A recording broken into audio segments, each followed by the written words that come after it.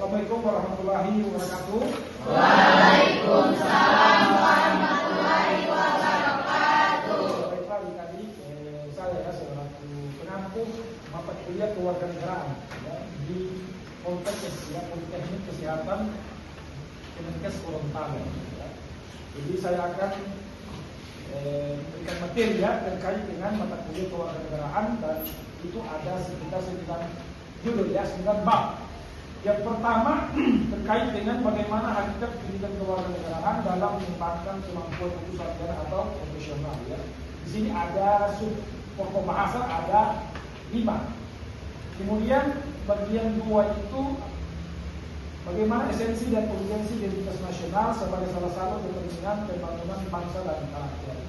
Itu juga ada sub pokok bahasa ada 5. Kemudian yang bagian 3, bagaimana urgensi integritas nasional sebagai salah satu parameter persatuan dan kesatuan bangsa. Itu juga ada 5 sub pokok bahasa. Kemudian bagian 6, bagaimana nilai dan norma konstitusional Undang-Undang Dasar Negara Republik Indonesia 1945 dan konstitusional ketentuan perundang-undangan di bawah Undang-Undang Dasar. Itu juga ada 5 sub pokok bahasa. Bagian 5 bagaimana harmoni kewajiban dan hak negara dan warga negara dalam demokrasi yang bersumber pada kedaulatan rakyat dan musyawarah untuk mufakat. Ini juga ada 5 sub pokok bahasa.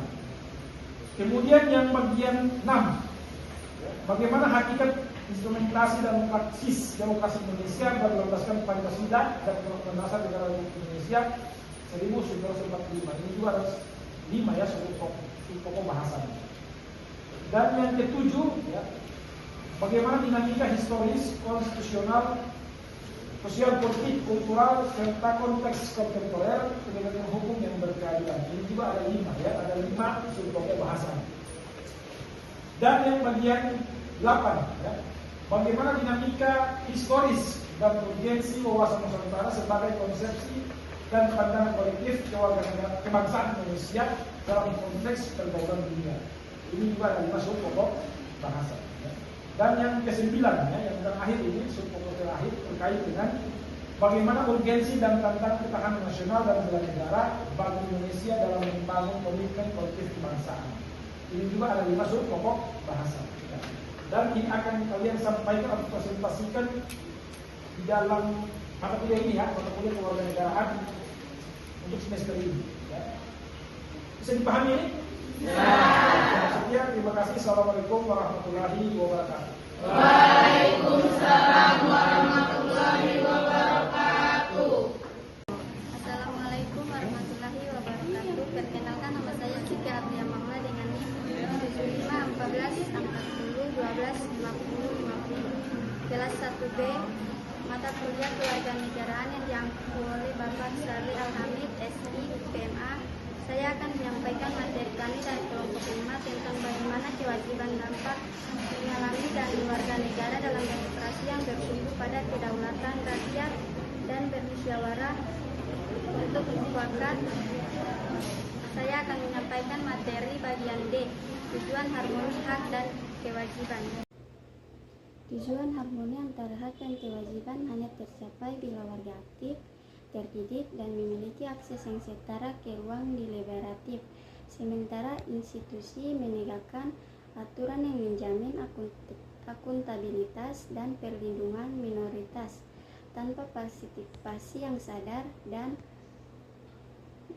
mekanisme yang inklusif.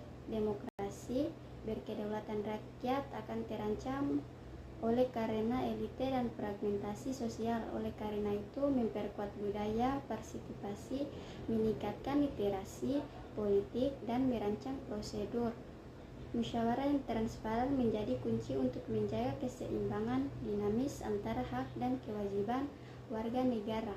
Sekian, terima kasih. Wassalamualaikum warahmatullahi wabarakatuh. Assalamualaikum warahmatullahi wabarakatuh. Perkenalkan, nama saya Rifka Laima dengan NIM 7514 4012 573 dari kelas 1B Poltekes Kemenkes Gorontalo. Saya akan menyampaikan materi mata kuliah kewarganegaraan yang diampu oleh dosen Bapak Saleh Alhamid, SIPMA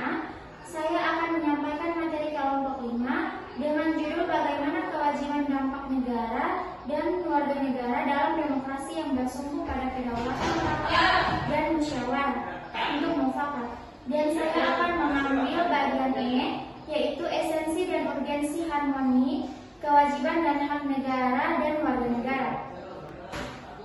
Undang-Undang Negara Republik Indonesia tahun 1945 tidak hanya mengatur kewajiban dan hak negara, tetapi juga kewajiban dan hak warga negara. Adanya harmoni ini sangat penting untuk memahami permasalahan ini. Secara mendalam diperlukan pendekatan yang berpusat pada kebutuhan dasar warga negara yang mencakup ada 4. Yang pertama yaitu kebutuhan akan agama, yang kedua yaitu kebutuhan akan pendidikan dan kebudayaan, yang ketiga yaitu kebutuhan dan perekonomian nasional dan kesejahteraan rakyat, yang keempat ada kebutuhan akan pertahanan dan keamanan. Terus yang pertama adalah agama, identitas bangsa yang religius, yaitu bangsa Indonesia dikenal sebagai bangsa yang religius. Kepercayaan terhadap Tuhan Yang Maha Esa sudah ada sejak zaman prasejarah karena sifat keterbukaan. Terus yang kedua ada pendidikan dan kebudayaan. Terbagi menjadi 2, ada pentingnya pendidikan. Pendidikan dan kebudayaan adalah 2 hal yang paling berkorelasi erat.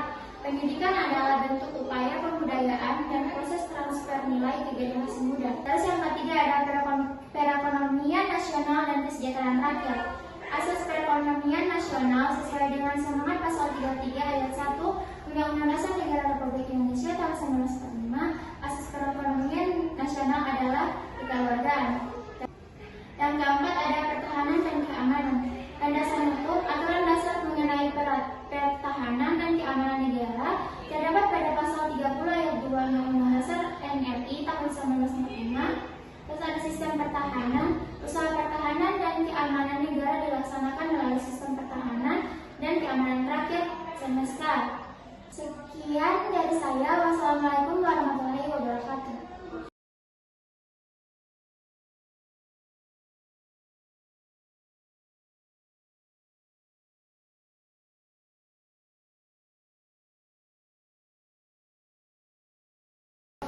Ini adalah kelas 1B D3 Poltekkes Kemenkes Gorontalo, mata kuliah kewarganegaraan.